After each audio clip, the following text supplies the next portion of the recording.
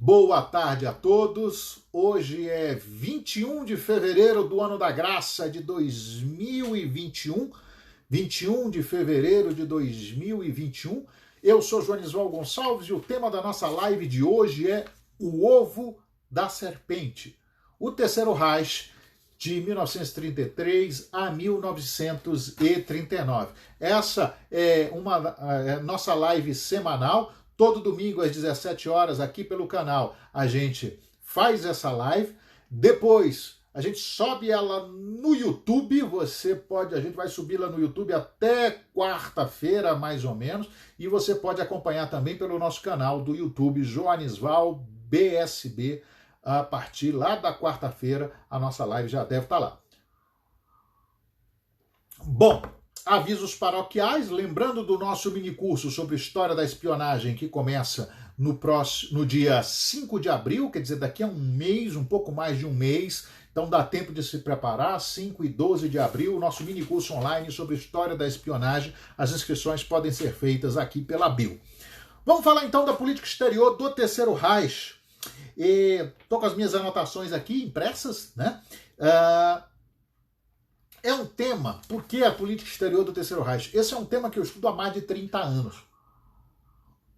Alguns podem se assustar, eu estou com 46, mas há mais de 30 anos, vamos botar uns 35 anos, eu me interesso por esses temas e estudo a história da Europa, a história da Alemanha, guerras, Segunda Guerra Mundial em particular. Eu lembro que o Terceiro Reich começou a me chamar a atenção mais ou menos aos 9 anos de idade, quando eu li um romance chamado Holocausto, que gerou até uma minissérie nos anos 70, para se ter ideia, né? Então era um romance histórico sobre uma família judia perseguida na Alemanha nazista. O Holocausto, então, foi o primeiro best-seller que eu li, né? Comprado em banca de revista mesmo. Antigamente a gente tinha essa vantagem. A banca de revista você comprava bons livros por um preço razoável. E era o que eu tinha na época. Portanto, foi o meu primeiro livro que eu me lembro sobre a Alemanha nazista, sobre a Segunda Guerra Mundial e sobre o próprio Holocausto. Foi esse livro, Holocausto. Bom, e a partir de então, foi lendo, estudando, tentando entender aquilo tudo, né? Tentando entender, e essa sempre foi uma das grandes questões que eu trouxe, tentava entender como é que o Terceiro Reich se estruturou, como é que aquilo surgiu, e como é que o nazismo alcançou a Alemanha e os alemães, uma civilização que estava entre as mais avançadas do planeta, né? A pergunta que eu me fazia é isso: o que aconteceu para que realmente o nazismo chegasse ao poder, se consolidasse no poder e levasse alemães a apoiar aquele regime totalitário, a lutar por aquele regime totalitário e a morrer pelo nacionalsocialismo? Então isso sempre me chamou a atenção, eu sempre tive muita curiosidade a esse respeito. Perguntas eventuais, quem quiser comentar, perguntar alguma coisa, bem-vindo, Isaías. Usem aqui esse ponto de interrogação, né? Façam a pergunta aí e daqui a pouco a gente responde, né? Para se ter ideia, é um tema que me atrai tanto que a minha monografia de final de curso em Relações Internacionais, Barão das Capivaras chegou na hora que eu estou falando de Relações Internacionais, a minha monografia de final de curso, lá nos idos de 1995, na Universidade de Brasília, foi exatamente sobre a política exterior do Terceiro Reich. Era uma época em que a gente só tinha praticamente o curso de Relações Internacionais aqui na UNB, e eu fui o terceiro aluno de Relações Internacionais no Brasil a fazer uma monografia, o terceiro aluno de Relações Internacionais, de graduação, no Brasil, a fazer uma monografia de final de curso. E a minha monografia de final de curso foi exatamente sobre a política exterior do Terceiro Reich, de 1933 a 1939. Quem sabe algum dia isso vire um livro, porque foi uma pesquisa muito interessante. Claro que precisa ser trabalhada hoje, 30 anos depois, né? Precisa ser trabalhada, mas me interessou muito aquele tema de entender os aspectos de política externa da Alemanha nazista. E para entender aquilo, né, para entender o nazismo, a gente tem que pensar nos antecedentes. O primeiro grande antecedente disso é, sem dúvida nenhuma, a Primeira Guerra Mundial e o Tratado de Versalhes. Ao final da Primeira Guerra Mundial, que é sempre bom lembrar, acaba no dia 11 de novembro, às 11 horas do 11º, a 11ª hora do 11º dia, do 11º mês do ano de 1918, acaba com um armistício, ou seja, uma suspensão dos combates, culminou em 19 no Tratado de Versalhes, né? 28 de junho de 1919, assinado o Tratado de Versalhes, exatamente 5 anos depois do assassinato do arquiduque Francisco Ferdinando, lá na Sérvia, né? Em Sarajevo, melhor dizendo, por um ativista vinculado aos sérvios. Tudo isso está relacionado à ascensão do nazismo. Boa tarde, Isaías. Tudo isso está relacionado à ascensão do nazismo, porque o Tratado de Versalhes impõe uma paz leonina à Alemanha. O Tratado de Versalhes, que os alemães chamavam de Diktat, né? Aquilo que foi ditado, aquilo que foi imposto, o Tratado de Versalhes coloca a Alemanha numa situação em que o único caminho que se vislumbrava ali seria um levante, uma reação contra o tratado e aquelas forças que impuseram a derrota alemã. A Alemanha que não estava derrotada em 1918, né? Mas que em 1919 já era um corpo caído no chão e subjugado pelas potências europeias, particularmente pela Grã-Bretanha e pela França. E aí quem diz isso, que o Tratado de Versalhes está no nascedouro da Segunda Guerra Mundial e do nazismo, não sou eu não. Quem chama atenção para isso foi o próprio Winston Churchill, que Churchill naquela época já gritou que aquele tratado e aquelas condições impostas à Alemanha, aquilo seria o prenúncio de uma nova guerra, que seria impossível a qualquer nação, a qualquer potência, a qualquer nação civilizada como a Alemanha se submeter àquelas imposições de Versalhes que foram terríveis, perda de território, de população,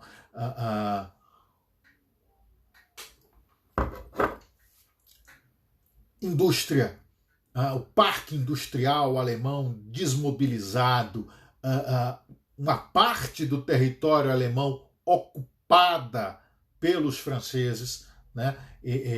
Reparações de guerra que a Alemanha só viria a terminar de pagar agora. Há alguns anos é que a Alemanha acabou de pagar as reparações de guerra da Primeira Guerra Mundial, né?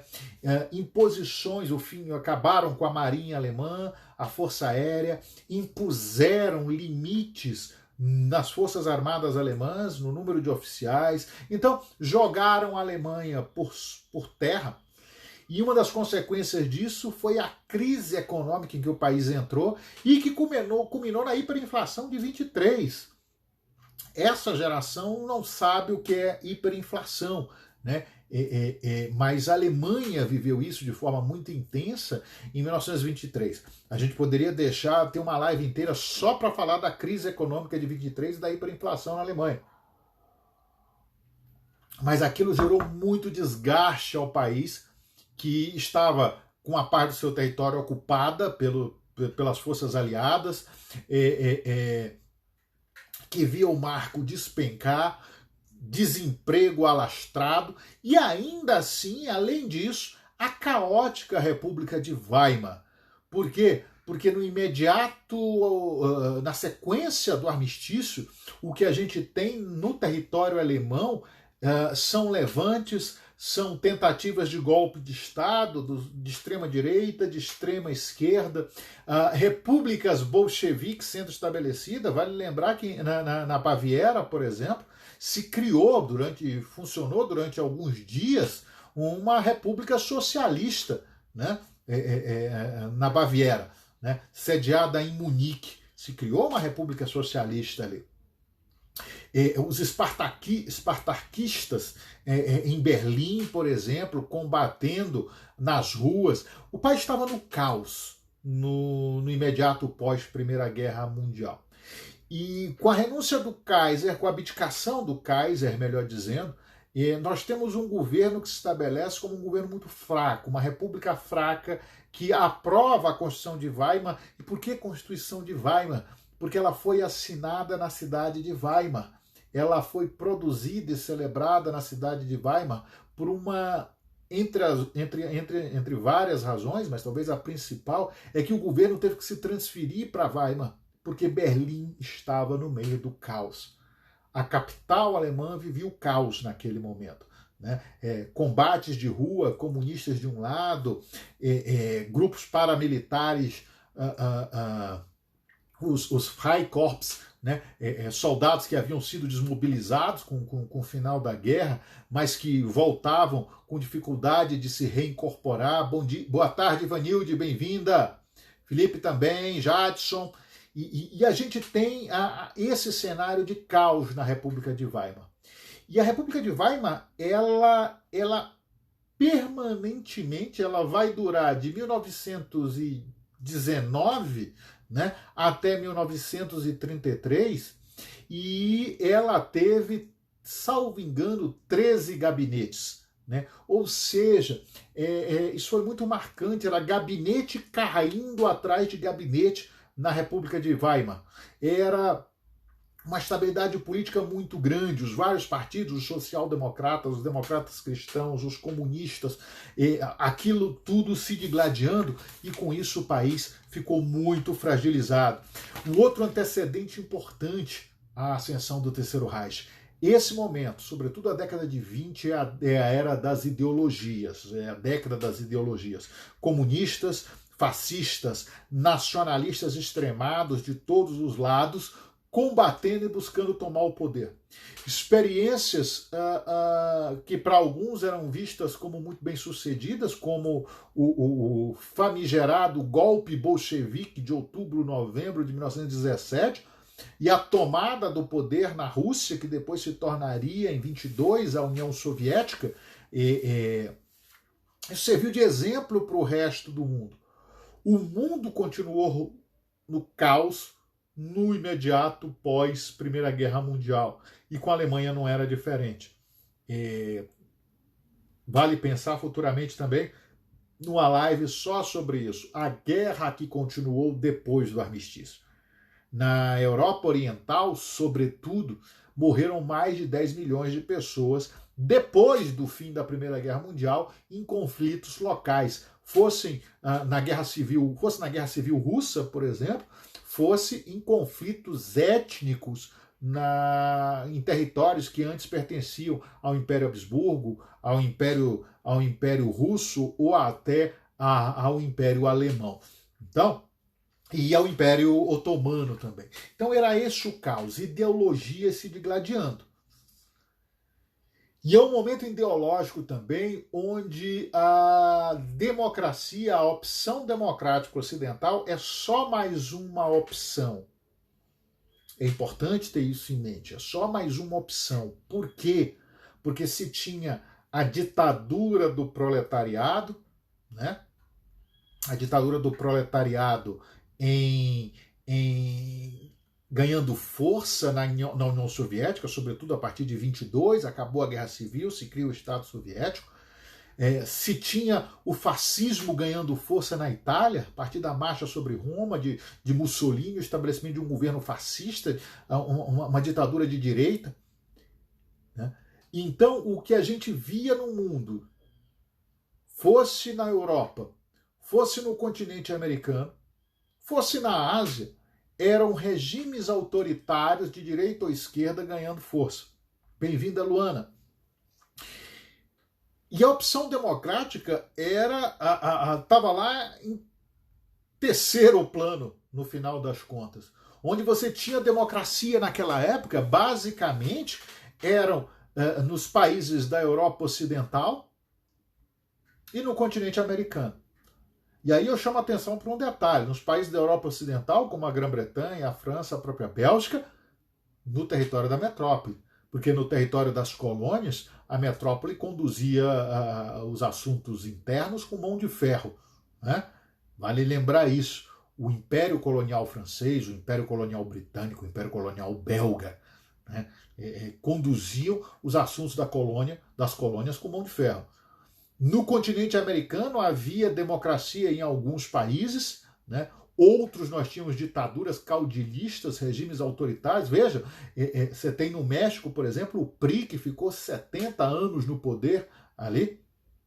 E até no ápice, no grande símbolo da democracia ocidental, que eram os Estados Unidos, isso era relativo, porque a democracia americana, a mais bem estruturada, né, de que se tem notícia ali,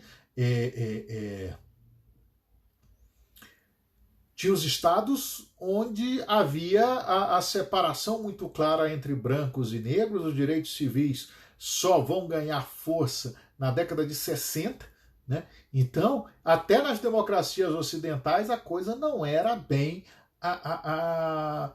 clara como se imagina. E do lado de lá, pelo território europeu, a gente via grandes regimes autoritários se estabelecendo. Então é importante entender que a opção democrática, para entender, mas como é que os caras adotaram o nacionalsocialismo, o nazismo ali? Foi uma opção. Foi mais uma opção entre aquelas que havia ali. E para alguns era a opção, por exemplo, a ditadura comunista, que era um risco de fato. O Partido Comunista estava forte, né? O KDP, né, o Partido Comunista da Alemanha, era forte ali, tinha ótimas relações com Moscou, né? Recebia financiamento dos soviéticos, e a ideia de uma revolução proletária na Alemanha, uma revolução bolchevique, foi uma ideia que efervesceu desde muito cedo. Então, é importante entender esses antecedentes. Uma República de Weimar muito fraca. E é nessa República de Weimar que o nazismo ascende, que o nazismo surge nessa república caótica que era Weimar. E a tomada do poder está relacionada também à disputa entre comunistas e nazistas e ao fenômeno Hitler. Austríaco de origem, né? Pouca gente sabe, mas Hitler só vai adquirir a nacionalidade alemã algumas semanas antes de ser nomeado chanceler do Reich. Não sei se vocês sabem disso. Até então, Hitler não era cidadão alemão. Apenas algumas semanas antes de ser nomeado chanceler do Reich é que ele consegue a cidadania alemã. Austríaco que vivera no seu país até a Primeira Guerra Mundial, e aí com a Primeira Guerra Mundial ele se alista nas forças alemãs e combate pelo Reich de Guilherme II, né? Herói de guerra, vale lembrar isso, pouca gente lembra desse detalhe na biografia de Hitler. Ganhou a Cruz de Ferro, que ele ostentava, né? Porque aquele cabo austríaco teve uma série de atos de bravura no campo de batalha. Acaba a Primeira Guerra Mundial, Hitler, decepcionado com aquilo tudo, se choca com o Tratado de Versalhes e vai viver como um vagabundo num primeiro momento, né? Já vivia nas ruas de Viena, vai viver melhor dizendo, com desesperança nas ruas de Munique, na Alemanha. E é lá em Munique que Hitler é convidado, recrutado pelas autoridades da Baviera para se infiltrar no Partido dos Trabalhadores. Uma outra curiosidade, pouca gente sabe, Hitler durante algum tempo foi do Partido Comunista Alemão, do Partido Bolchevique da Baviera. Não sei se vocês sabem disso. E depois ele foi recrutado pelas forças de segurança do Estado bávaro e se infiltrou num partido chamado Partido dos Trabalhadores, que estava se organizando e tinha um discurso radical, como vários outros partidos e movimentos sociais na Alemanha naquele momento. Hitler adquire rapidamente prestígio no partido, depois de seus primeiros discursos, o carisma de Hitler é uma coisa impressionante, ele seduz aqueles correligionários do Partido dos Trabalhadores Alemães, que passa a se chamar Partido Nacional Socialista dos Trabalhadores Alemães, portanto, Partido Nazista, como ficou mais conhecido. E ali a ascensão de Adolf Hitler como líder, grande líder do partido. Você tem uma tentativa em 1926 de golpe de Estado, né? 26 de golpe de Estado. Hitler é preso, vai a julgamento e conquista os juízes e é condenado a 6 meses de prisão, onde ele escreve o Mein Kampf, né, o Minha Luta, né, e dali sai em júbilo da prisão, né, em Landsberg. A prisão de Landsberg, sai em júbilo e vai se consolidar como uma grande liderança do partido nazista, que aos poucos, mas de uma maneira muito intensa, vai ganhando poder e vai ganhando cadeiras no parlamento bávaro e depois no parlamento alemão, no Reichstag. De modo que o fenômeno Hitler impulsiona o partido nazista. O partido nazista, o Partido dos Trabalhadores, era mais um partido no início da Alemanha. E com Hitler ele ganha força, ele se organiza e ele se estrutura de modo a ser uma força política competitiva na Alemanha da década de 30. A Alemanha entra nos anos 30 se recuperando da crise dos anos 20, né, da hiperinflação de 23, mas aí nós temos a crise de 29. E a Alemanha sofre outro impacto em razão da crise da Bolsa de 29. O país sofre. Então, a Alemanha entra claudicante nos anos 30. E ao entrar claudicante nos anos 30, essa efervescência política ela se torna mais significativa. Pessoal que está chegando, bem-vindos, André Valdivino, Carla, Cleidson, Tatiana. Quem tiver pergunta, né? A gente está falando do ovo da serpente, né? Do terceiro Reich de 33 a 39. De fato, estamos falando dos antecedentes ainda, mas quem tiver pergunta pode colocar aí nesse ponto de interrogação. E eu lembro que essa live eu devo subi-la até a quarta-feira no meu canal no YouTube, Joanisval BSB, lá no YouTube. Vá, se inscreva, curta os vídeos, veja os vídeos, curta os vídeos e divulgue para os amigos também e para os desafetos. Se você não gostar do vídeo, manda para um desafeto só para incomodar o sujeito, tá bom? Nós temos as eleições parlamentares, portanto, na década de 30, e eu disse que a República de Weimar era um gabinete caindo atrás de gabinete, então era muito comum as eleições de alguns meses em meses, né, 4, 5, 6, 7 meses, você tinha uma nova eleição. E assim aconteceu com o Partido Nazista ganhando força, já entrando a década de 30. De modo que em 1932 nós temos eleições presidenciais para a Alemanha. A Alemanha, como eu disse, era uma república parlamentarista. Em 32 nós temos as grandes eleições presidenciais, em março e abril de 32. E os dois primeiros colocados no primeiro turno são o Marechal von Hindenburg, herói da Primeira Guerra Mundial, o grande símbolo, comandante das forças alemãs na Primeira Guerra Mundial, um símbolo nacional, era o Hindenburg, né? Primeiro colocado como candidato a presidente. E o segundo colocado como candidato a presidente da Alemanha era aquele cabo austríaco, que não era nem alemão, que das ruas de Viena como vagabundo chegou à Alemanha e se consolidou como o líder do partido nazista, e aquele cabo austríaco fica em segundo lugar nas eleições presidenciais de 32. No primeiro turno, Hindenburg teve alguma coisa em torno de 49% dos votos, e Hitler teve mais de 30% dos votos. Isso se mantém no segundo turno, mas Hindenburg, portanto, vence a eleição. acho que 54% dos votos, e se torna o presidente da Alemanha. Mas aí eu já tinha um fenômeno Hitler que já se mostrava para o mundo e para a Alemanha.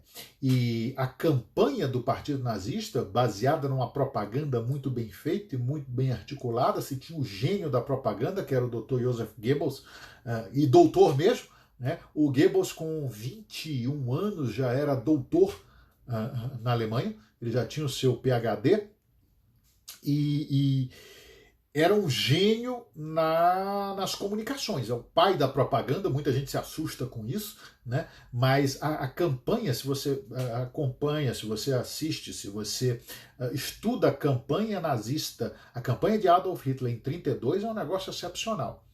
E uma particularidade, usou-se muito da tecnologia. Por exemplo, era muito comum Hitler usar o avião para se deslocar na Alemanha, uma coisa quase que impensável, né, à época. Hitler voava de um canto a outro da Alemanha, e isso reforçava aquela aura mítica do salvador da Alemanha, né? Ele soube bem explorar isso. De toda maneira, perde as eleições no segundo turno de abril de 1932. Mas o Partido Nazista não estava acabado. A República de Weimar girando, gabinete caindo, gabinete sendo estabelecido, até que em 1933, em janeiro de 1933, cai novamente o gabinete da República de Weimar, era von Papen, que era o primeiro-ministro, e aí finalmente uma conjunção de forças faz com que o líder do Partido Nazista, Adolf Hitler, seja indicado, seja levado ao presidente Hindenburgo para ser nomeado chanceler da Alemanha, o chefe do governo alemão. Isso acontece no dia 30 de janeiro de 1933. 30 de janeiro de 1933 é o marco, é a data da ascensão dos nazistas ao poder na Alemanha. E as cerimônias, depois vocês podem procurar na internet, há grandes cerimônias com a ascensão de Hitler ao poder, com tochas, com bandeiras, estandartes, tropas marchando pela rua, tropas do partido nazista, né, das SA, né, e depois as SS vão se incorporar a isso, mas finalmente no dia 30 de janeiro Hitler chega ao poder. E Hitler chega ao poder e começa as reformas. Mas uma coisa importante sobre a chegada de Hitler ao poder, ele chega à frente de uma coalizão. Os nazistas não ocupam todos os cargos do gabinete em 1933. Né? Naquele momento, Hitler chega liderando uma coalizão e aí vai ganhando espaço.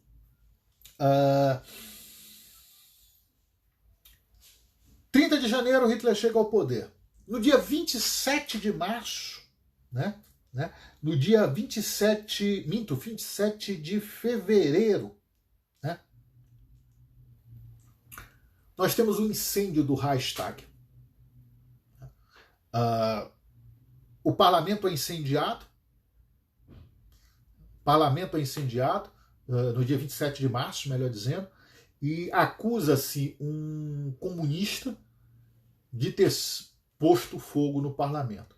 Tinha acabado de acontecer a eleição para o parlamento, veja, era o caos completo, né?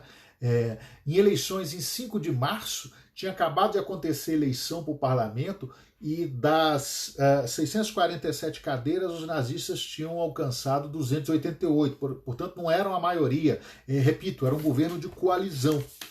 Mas com o incêndio do Reichstag, em 27 de fevereiro, o incêndio do Reichstag faz com que os nazistas ganhem muita força. E em 23 de março, o Reichstag, o parlamento alemão, dá poderes incondicionais ao chanceler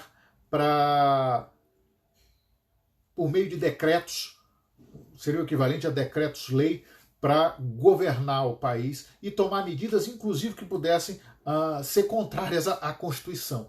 Então é um voto de confiança de todos os partidos alemães, com exceção dos social-democratas, porque os comunistas não concorreram ali. Com o incêndio do Reichstag, os comunistas foram perseguidos, né?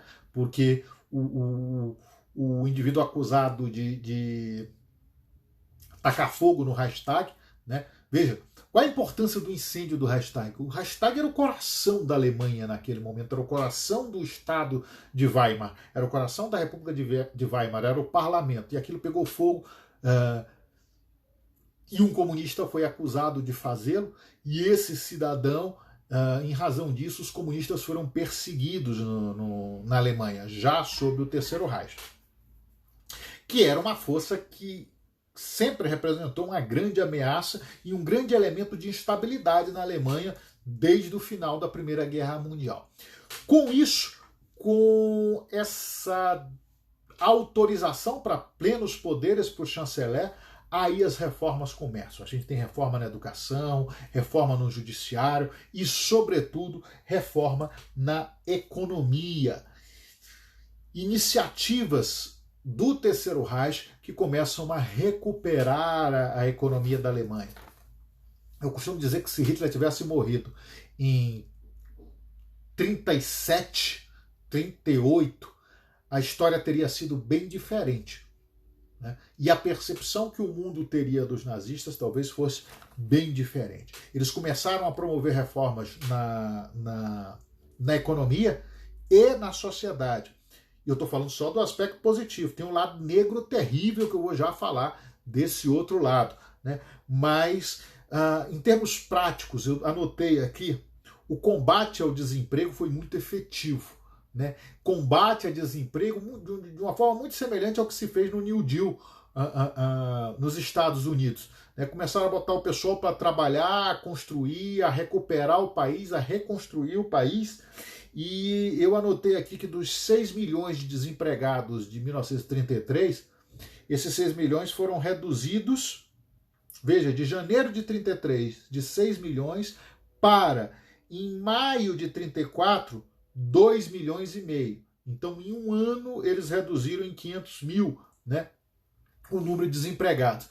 Mas em 37, esse número caiu para 1 milhão de pessoas. Ainda é muito, sem dúvida nenhuma, mas em dezembro de 37, 1 milhão de pessoas, você analisa aqui de 33, né? Janeiro de 33, de 6 milhões para 1 milhão em 37, foi um ganho significativo, né? E aí uma política econômica de recuperação do país, a política do Chart de marcos compensatórios, vendendo, trocando os produtos alemães com outros países, no final das contas, né? Vale muito, quem quiser estudar isso, a política de marcos compensatórios que os alemães usaram para recuperar a economia, né? E paralelamente a isso, você tem o aspecto nefasto, que são as leis raciais, os ataques às populações consideradas não alemãs, né? Sobretudo aos judeus, que eram considerados pelo Terceiro Reich inferiores, e aí eu tenho o inimigo identificado, e para aquele regime se consolidar, ele precisava de alguns inimigos.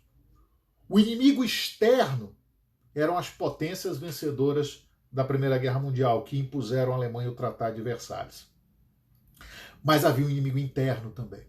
O inimigo interno eram os comunistas, que foram eliminados, né? Eram os traidores da pátria, porque foi criada uma lenda, logo no imediato, foi criada uma narrativa, melhor dizendo, no imediato pós-Primeira Guerra, da punhalada nas costas. Os militares disseram e desenvolveram essa narrativa de que eles haviam sido apunhalados pelos políticos, apunhalados nas costas pelos políticos com o armistício de 1918. E com isso se buscou inimigos internos. E os alemães encontraram entre os inimigos internos as forças ditas democráticas, os simpatizantes do modelo democrático e o parlamento alemão, efetivamente, né? Mas o grande inimigo interno também era um inimigo racial. Eram os judeus, que foram acusados de serem responsáveis por todos os males que a Alemanha vivia naquele momento e naqueles anos. Os judeus foram associados aos traidores do Estado alemão, que nunca foi verdade, não havia nada de verdade nisso. Mas veja, o perigo da narrativa. Se criou uma narrativa. O judeu passou a ser o inimigo. O judeu passou a ser o responsável por todos os males. O judeu que prosperava na Alemanha, diziam eles, você tinha famílias judaicas nos mais diferentes estratos sociais, mas o discurso era esse: eles estão prosperando às nossas custas. Eles estão prosperando e, veja, eles não são nem alemães. Eles nem se consideram alemães. Então, os judeus foram um grande bode expiatório ali. Né? Foi o inimigo encontrado para se garantir a unidade nacional, para se reunir o conjunto da população germânica etnicamente identificada e, com isso, levar o país a reagir. Era uma marca muito significativa, um estandarte muito significativo da Alemanha naquele momento era Deutschland erwache, a Alemanha desperta. E para acordar, a Alemanha precisava desses inimigos. E é com essa narrativa, e o poder da narrativa é algo muito significativo, aí é uma preocupação que deve chegar sempre aos nossos dias, porque tanto os comunistas como os nazistas foram muito bons de narrativa.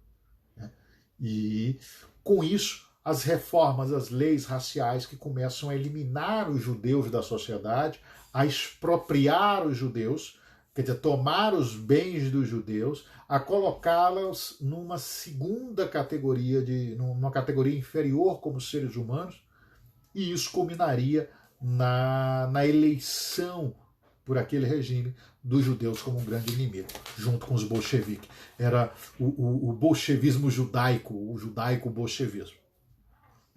Do ponto de vista externo, nossa, eu tenho que caminhar para acabar já.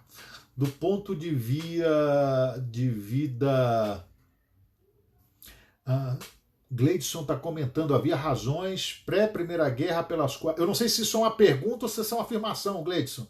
Havia razões pré-Primeira Guerra pelas quais Hitler desenvolveu o ódio pelos judeus. Não sei se é uma pergunta ou se é uma afirmação. Daqui a pouco eu comento.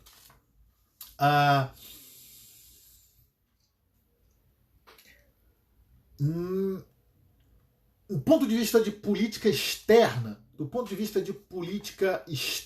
é uma pergunta. Tá. Havia razões pré-Primeira Guerra pelas quais Hitler desenvolveu o ódio pelos judeus? Veja, Gleidson, esse é um dos grandes temas do século XX relacionados à Alemanha e à própria personalidade de Adolf Hitler. De onde vem esse ódio, essa identificação do judeu como inimigo? Sem dúvida, os autores, os biógrafos, comentam que Hitler, antes da Primeira Guerra Mundial, quando vivia na penúria em Viena, teria desenvolvido essa antipatia por judeus. Né? Isso está relacionado a algumas pessoas que ele conheceu, a forma como ele se via tratado,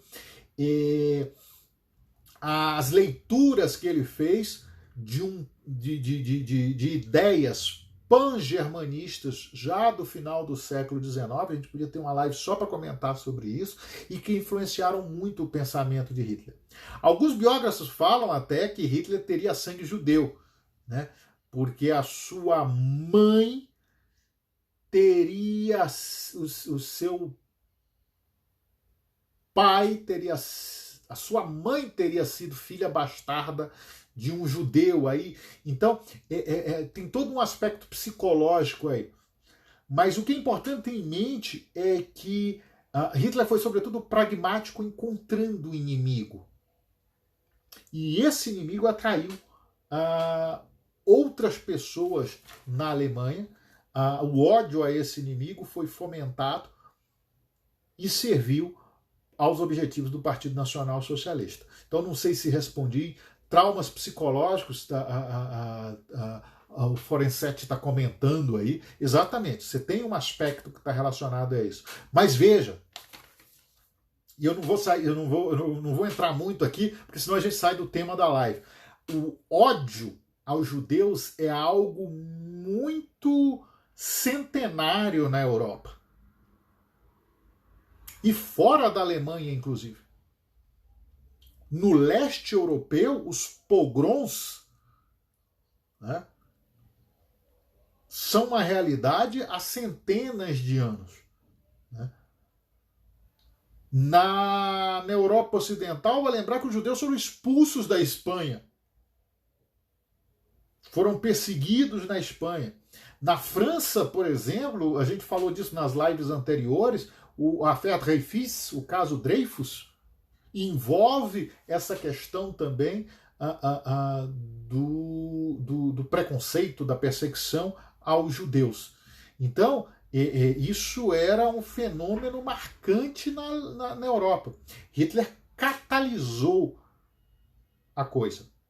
Na própria União Soviética, o fato de alguns líderes bolcheviques, o próprio Trotsky, serem judeus, estimulou muito o ódio de alguns soviéticos. Stalin desprezava judeus, né, de uma maneira muito significativa. E o ódio dele por Trotsky só intensificou a coisa. Então é um fenômeno muito complexo. Caminhando já para concluir, política exterior do Terceiro Reich. O que nós temos? A Alemanha sendo consolidada em 34, 35, 36, 37. O país se torna, recupera o seu status de potência, recupera a sua condição de país de potência econômica também. E aí, o próximo passo, que Hitler já tinha cantado essa pedra lá em Mein Kampf, na década de 20, é tomado. Qual é? É a destruição do Tratado de Versalhes. A Alemanha estava reconstruída e a política externa do Terceiro Reich ela vai se basear na revisão do Tratado de Versalhes. E Hitler, quando está no poder, ele está no poder com base, ele tem, eu digo que ele costuma ter 3 alicerces. O povo alemão, a elite alemã, porque, sobretudo, o empresariado, a aristocracia alemã viu no discurso daquele cabo austríaco, daquele ser que eles achavam que poderiam controlar, algo interessante para combater o bolchevismo, para combater, para garantir o poder dessa classe dirigente, para recuperar a economia. Você tinha os grandes conglomerados alemães que apoiaram Hitler, né? Sempre bom lembrar isso. Então, os 2 alicerces primeiros, o povo e a elite, sobretudo a elite militar e econômica alemã, e o terceiro alicerce do Terceiro Reich, que permitiu a política externa agressiva de Hitler na década de 30, foi exatamente a atuação das potências aliadas, particularmente Grã-Bretanha e França, no que ficou conhecido como a política do apaziguamento. Então, o que a gente começa a ver? As conquistas de Hitler. Vamos pensar o seguinte, em 35 o país estava consolidado economicamente. Em 2 anos os nazistas fizeram algo que surpreendeu o mundo. 36, então, já estava andando bem. E aí, em 35, ganha força o discurso em política externa que estava relacionado ao mote de Ein Volk, ein Reich und ein Führer. Um povo, um império, um líder. O povo alemão como um todo deveria estar reunido sob um único Estado, sob um único império e sob a liderança de um único homem. Era esse o mote do Partido Nazista. E a partir desse mote, as ações de política externa foram sendo feitas, foram sendo tomadas, né? A primeira delas, mais marcante, é a anexação do Sarre. Era um território que foi anexado à Alemanha por decisão dos locais. A maioria esmagadora da população do Sarre, num plebiscito de 3 de janeiro de 1935, votou por aderir ao Reich, à Alemanha. anexação do Sarre. Um segundo movimento também em 35, 36, a remilitarização da Renânia, uma área muito rica que pela imposição do Tratado de Versalhes, aquela área industrial havia sido desmilitarizada. Hitler o que faz? Manda tropas alemãs entrarem na Renânia. E aí o Reichswehr, as Forças Armadas entram na Alemanha, na Renânia, território alemão desmilitarizado, ocupam aquilo dali, né, e aquele território passa, a Alemanha passa a ter um pleno controle do território que é seu, mas que pela imposição do Tratado de Versalhes não deveria ter militares, não deveria ter tropas ali. Faz isso, os aliados não dizem nada. E aí Hitler começa a construir alianças com a Itália, com a União Soviética de Stalin, celebra um acordo de não agressão com a Polônia e começa a costurar alianças para os próximos passos.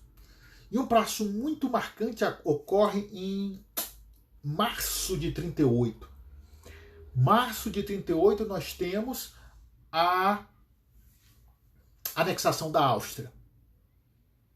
A Áustria, que era só resquício do que tinha sido o Império Austro-Húngaro, terra de Hitler, né? A Áustria acaba sendo... não dá para entrar em detalhes do processo de anexação da Áustria, mas o que acontece é o fato marcante é que em março de 1938 Hitler entra triunfante, sem disparar um tiro no território austríaco, e os austríacos, por um plebiscito, se anexam ao Reich. Então nós temos o Anschluss, que fez com que a Áustria se incorporasse ao Reich. O Matheus está comentando aqui que houve toda uma remontagem bélica em segredo ao longo desses anos, sem dúvida nenhuma. A gente poderia passar horas conversando sobre isso. As imposições do Tratado de Versalhes, proibição de aviões, de determinados equipamentos, diminuição no número restrito de oficiais e de tropas também. E é interessante que há toda uma recuperação das Forças Armadas Alemãs. Por exemplo, a Luftwaffe. Os pilotos alemães iam treinar em território soviético. Algumas bases aéreas alemãs, alguns aviões alemães, quer dizer, da Luftwaffe, ficavam estabelecidos em território soviético. Né? Submarino, você está falando, a própria marinha alemã que é reconstruída, né? Exercícios militares durante a República de Weimar, antes dos nazistas chegarem ao poder, eram feitos, por exemplo, com carros comuns, né? Automóveis, como se blindados fossem, para que eles não perdessem as práticas, os exercícios, o adestramento. Né? Então tudo isso está acontecendo naquela efervescente década de 30. 1938, a Áustria é anexada sem nenhum tiro. Os aliados, os vencedores da Primeira Guerra Mundial, aqueles que impuseram o Tratado de Versalhes, continuam quietos. O próximo passo de Hitler vai ser a Tchecoslováquia, os Sudetos. Lembrem-se que ao final da Primeira Guerra Mundial, a Tchecoslováquia, que era parte de um pedaço ali do Império Alemão, outro pedaço do Império Russo, outro pedaço maior do Império Austro-Húngaro, que dali vira um país, a Tchecoslováquia. E a Tchecoslováquia tinha uma minoria muito significativa numa região chamada Sudetos, que era uma região de minoria alemã na Tchecoslováquia, mas de maioria alemã nos próprios Sudetos. Então, começa o discurso dentro daquela linha de Ein Volk, ein Reich und ein Führer, um povo, um império, um líder, de que a minoria alemã na Tchecoslováquia, que era a maioria nos Sudetos, fosse reincorporado ao Terceiro Reich. Fosse incorporado ao Terceiro Reich, de modo que aqueles alemães ali estivessem sob um governo alemão. Bom, os tchecos resistem e começa um jogo de gato e rato, começa um jogo de pressão da Alemanha em cima da Tchecoslováquia, até que em setembro de 38, e os alemães estão prestes a invadir a Tchecoslováquia para tomar os Sudetos, que eles consideravam alemães. E aí acontece uma coisa muito louca. O clima, a possibilidade de conflito vai lá para cima, as potências aliadas respirando, na Grã-Bretanha, Chamberlain com a política de apaziguamento, Mussolini, diante daquela crise, aliado de Hitler, convoca uma conferência entre as grandes potências, a Conferência de Munique, de 1938, de setembro de 1938. Participam da Conferência de Munique sobre a Tchecoslováquia, Alemanha, Itália, França e Grã-Bretanha. Alemanha, Itália, França e Grã-Bretanha. É isso que você ouviu. Aí você pode me perguntar, e os tchecos participaram? Não, os tchecos não participaram da Conferência de Munique. De fato, os representantes da Tchecoslováquia ficaram numa salinha ao lado, enquanto eles, Hitler, Chamberlain, Daladier pela França e Mussolini pela Itália, Chamberlain pelo Reino Unido, decidiam os destinos da Tchecoslováquia. E Hitler foi muito claro. Se eu não tiver os Sudetos, é guerra. O que os franceses e britânicos disseram? Ok. Para alguém que porventura perguntasse, e a União Soviética? Nem participou da Conferência de Munique. A Conferência de Munique acaba com um ultimato aos tchecos. Ou vocês entregam os Sudetos, ou nós lavamos as nossas mãos e os alemães vão entrar na Tchecoslováquia e vão tomar os Sudetos. A Tchecoslováquia, que era uma última linha de resistência ali a Hitler, tinha exércitos, tinha um parque industrial, tinha condições de fazer frente, ou pelo menos incomodar a Wehrmacht, o Terceiro Reich ali, foi subjugado e teve que ceder. E aí os alemães entram nos Sudetos, em outubro de 1938 entram nos Sudetos, anexam os Sudetos ao território alemão, e o que acontece com a Tchecoslováquia? Ela se esfacela, porque os eslovacos começam a querer se separar, aí a Polônia arranca um pedaço da Tchecoslováquia e os outros países ali em volta, Hungria, Romênia, vão puxando pedaços da Tchecoslováquia. De modo que em 1938, início de 1939, já a Tchecoslováquia praticamente deixa de existir, os nazistas entram em Praga e o território tcheco acaba todo incorporado ao Reich, vira um protetorado do Reich. Né? E isso é 1938, e Hitler está se expandindo. E para fechar a política exterior do Terceiro Reich, o próximo passo seria a Polônia. E por que a Polônia? Um dos nossos primeiros vídeos aqui no YouTube, das nossas lives, uma das nossas primeiras lives, está lá no meu canal Joanisval BSB. Se você não conhece, vá lá e veja. E por que invadir a Polônia? A Polônia estava lá, havia interesses significativos alemães na Polônia. Eu não vou falar desses interesses aqui, porque não dá tempo. Se você quiser, dê uma olhada na nossa live no YouTube, né? Joanisval BSB. Mas acaba que, em 1939, Hitler disse, eu preciso resolver essas questões na Polônia. E com a política do apaziguamento, as potências ocidentais, Grã-Bretanha e França, tinham uma única certeza. Se Hitler investisse contra a Polônia era a última linha de defesa da União Soviética. Se Hitler invadisse a Polônia, atacasse a Polônia, certamente os soviéticos iriam intervir. E aí os ocidentais iam ver as duas grandes potências, as duas grandes ditaduras, os dois grandes regimes totalitários da Europa, a Alemanha nazista e a União Soviética stalinista, entrando em conflito. Era tudo que o Ocidente queria. Era ver os dois monstros se devorando. Só que nós temos no dia 23 de agosto de 1939 um evento que muda o curso da história. Em Moscou, o ministro das Relações Exteriores da Alemanha, von Ribbentrop, assina um tratado de não agressão e assistência recíproca com os soviéticos. O pacto Molotov-Ribbentrop é assinado e volta Molotov-Ribbentrop para a Alemanha com aquela garantia de que os soviéticos não só não interviriam na Polônia se Hitler invadisse a Polônia, como também que iam aproveitar a situação para resolver algumas questões territoriais deles próprios.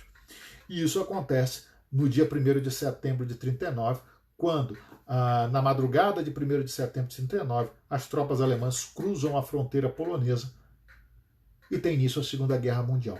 Mas aí, sobre isso, você vai ver a minha live do ano passado sobre Polônia, por que invadir a Polônia, lá no meu canal no YouTube, Joanisval BSB. Para fechar, então, que já está na hora de acabar, como é que estava a Alemanha às vésperas da Segunda Guerra Mundial? O país estava reconstruído, o país estava forte, o país estava unido, o país tinha alcançado o status de potência. O país aí buscava o quê? O seu espaço vital. E tudo isso foi fruto do discurso da construção daquele partido, o famigerado Partido Nacional Socialista. O destino, em busca do espaço vital, era o leste. E a busca desse espaço vital só poderia culminar numa coisa: na guerra. Os alemães estavam preparados para isso? É uma questão que fica. Psicologicamente, os alemães aderiram ao Terceiro Reich. Os alemães, não todos, é sempre bom lembrar, felizmente houve resistência, mas a grande massa da população aderiu àquele conjunto de ideias, muitas vezes sem saber da profundidade do mal que estava sendo gerado ali. E essa população vai arcar com as consequências disso na Segunda Guerra Mundial. Então, é importante entender esses anos que fizeram com que o nazismo ganhasse força no território alemão e levasse aquela gente à destruição total que foi a guerra de 1939 a 1945. Era essa a ideia que eu queria trazer para vocês hoje. Tem algumas perguntas aqui. Do Barão das Capivaras, à época, a política do apaziguamento fazia sentido, professor? Essa é uma outra questão que a gente pode ter uma live sobre isso, Barão. A política do apaziguamento, ela fazia sentido para Chamberlain, fazia sentido para Daladier, mas havia outros que diziam que aquilo não ia dar um grande problema. Por exemplo, Churchill sempre criticou a política do apaziguamento. Churchill já gritava no final na segunda metade da década de 30 no parlamento, dizendo: olha, o resultado não vai ser positivo, vocês estão deixando a Alemanha fazer, vocês estão deixando o senhor Hitler fazer, não vai dar certo. Mas no governo britânico e no governo francês, e aí respondendo a tua pergunta, Barão, a grande questão é, eles acreditavam efetivamente que o apaziguamento ia culminar no conflito entre o Terceiro Reich e a União Soviética. E era tudo que se queria em Paris e em Londres naquele momento. Imagina, a gente vivia um momento de choque de ideologias. A democracia de um lado, o totalitarismo de direita na Alemanha nazista, o totalitarismo de esquerda na União Soviética stalinista. Todas essas eram opções, todas essas eram vistas como alternativas para os estados naquele momento, né? Hoje é impensável um modelo fascista, um modelo nazista, apesar de alguns acharem que é possível o comunismo, né? O modelo comunista, e tem gente que defende Stalin até hoje. Mas não vou entrar em detalhes. Mas naquele momento era mais uma alternativa, era mais um caminho viável. Tanto que a gente tem uma Polônia que é fascista, que estabelece um governo fascista. Tanto que a gente tem uma Constituição de 37 no Estado Novo aqui no Brasil, que tem um forte viés fascista. Tanto que a gente tem a Espanha de Franco e Portugal de Salazar com governos fortes de direita. E alternativas para o mundo também são tentadas de esquerda, tendo a União Soviética como uma grande referência. o que ganha força depois da Segunda Guerra Mundial. A Segunda Guerra Mundial foi um grande conflito entre ideologias. E, nesse caso, quem saiu vencendo foi o comunismo. Foi o comunismo em 1945. Tá?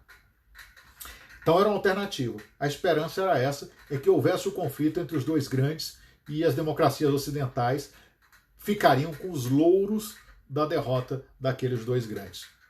Não deu muito certo. Houve o conflito entre os dois grandes, no final das contas, a partir de 41, né? Mas, quando os soviéticos vencem, Stalin resolve botar as cartas na mesa e dizer quem é que mandava. Vamos para a pergunta aqui, ainda tem mais uma pergunta da Vanessa. O poder aquisitivo privilegiado dos judeus foi fator preponderante para Hitler persegui-los? Excelente pergunta também, Vanessa. O poder aquisitivo privilegiado dos judeus foi fator preponderante para Hitler persegui-los? A pergunta é interessante pelo seguinte: criou-se a narrativa de que os judeus tinham um grande poder aquisitivo e que era uma elite rica, era a elite abastada da Alemanha. É uma coisa muito parecida com o que alguns movimentos de esquerda, por exemplo, no Brasil, fazem com relação à elite brasileira. Se você é branco, de classe média, homem, então, se é o responsável por todos os problemas no país. Houve essa associação com relação aos judeus. Né? Mas é claro que aquilo não condizia com a realidade, que você tinha judeu, como eu comentei antes, de todas as classes. Você tinha judeus pobres, você tinha judeus riquíssimos, você tinha uma grande massa da população judaica na classe média, sobretudo na Alemanha. No leste, não. No leste, não. No leste, os judeus, uma parte importante da população, ainda era muito. Tinha uma parte que era de camponeses, né? Que era muito pobre. Mas na Alemanha, você tinha, sobretudo, uma classe média, que por razões históricas teve que ocupar profissões liberais, né? Médicos, advogados, professores. Então, a grande questão é que esses judeus viraram um bode expiatório. Aquilo foi catalisado. Todos os males são culpa desse pessoal. O que não era, de jeito nenhum, verdade. Longe de ser verdade. Mas, de novo, se construiu a narrativa. Se construiu a narrativa e, com isso, o mal foi feito e de forma muito intensa. Não sei se respondi a sua pergunta, Vanessa. Tá? Vamos ver se tem mais alguma pergunta. Eu acho que não. São 18h20, nós andamos muito. Eu achei que essa live ia ser bem curtinha hoje, mas o tema é muito amplo, né? E é muito interessante. Então, já caminhando para o final, eu quero agradecer a todos que participaram dessa live. Eu lembro que o nosso mini curso online, o segundo mini curso online de 2021 sobre história da espionagem, esse está imperdível. Bom, quem fez os outros gostou, né? Esse está imperdível. Vai ser nos dias 5 e 12 de abril. São 2 segundas-feiras, as 2 primeiras segundas-feiras de abril. O nosso minicurso sobre a história da espionagem vai acontecer, um minicurso online. Eu é que agradeço, meu caro. Muito obrigado pela aula. Eu é que agradeço. E eu espero você no nosso minicurso online. As inscrições podem ser feitas aqui pelo meu perfil, pela minha bio no perfil, né? Ou então você também pode olhar o meu site joanisval.com, lá também tem uma chamada para o minicurso, tem o link para inscrição no minicurso. Vai ser bem interessante esse minicurso que começa em abril. Então, fica a dica, já se prepare, porque em abril nós temos um minicurso sobre história da espionagem. Agradeço muito a todos que ficaram conosco até agora, a todos que participaram. Obrigado, Vanessa. Deus nos abençoe.